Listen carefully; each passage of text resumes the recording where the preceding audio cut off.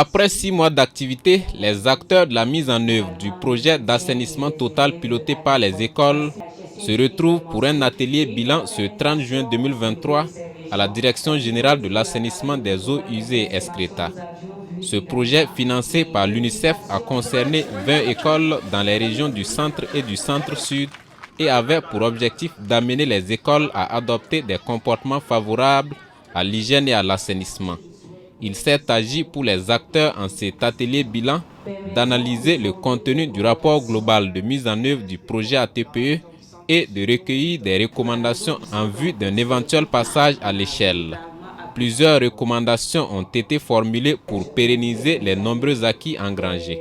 C'est un peu une approche adaptée de l'assainissement total piloté par la communauté. Et là, avec ce financement-là, nous avons pu mettre en œuvre ce projet pilote-là sur 6 mois. Il y a eu pas mal d'activités en lien vraiment avec l'hygiène, l'assainissement.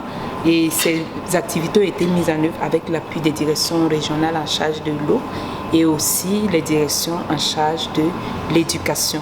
Alors, et ce matin, nous sommes là vraiment pour faire le point de la mise en œuvre de ces activités-là.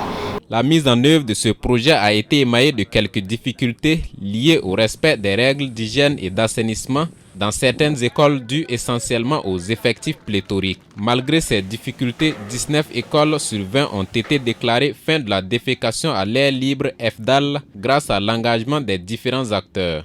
L'arrêt de la défécation à l'air libre au sein des écoles, nous avons pu enregistrer sur les 20 écoles qui ont été touchées, 19 écoles qui ont vraiment arrêté la défécation à l'air libre, où il y a un arrêt total de la défécation à l'air libre.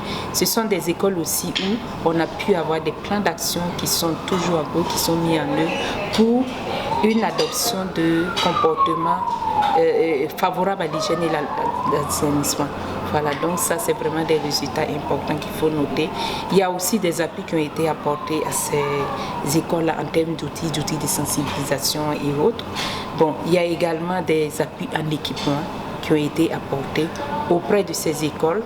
Il y a un concours qui a été également organisé, un concours des écoles les plus propres qui a permis vraiment de primer un certain nombre d'écoles. En termes de perspective, les acteurs de la mise en œuvre du projet ATPE se sont engagés à travailler au maintien des acquis à travers des supervisions sur le terrain. Il y a également l'élaboration des plans d'action par les directions régionales de l'eau et de l'assainissement en vue de toucher plus d'écoles.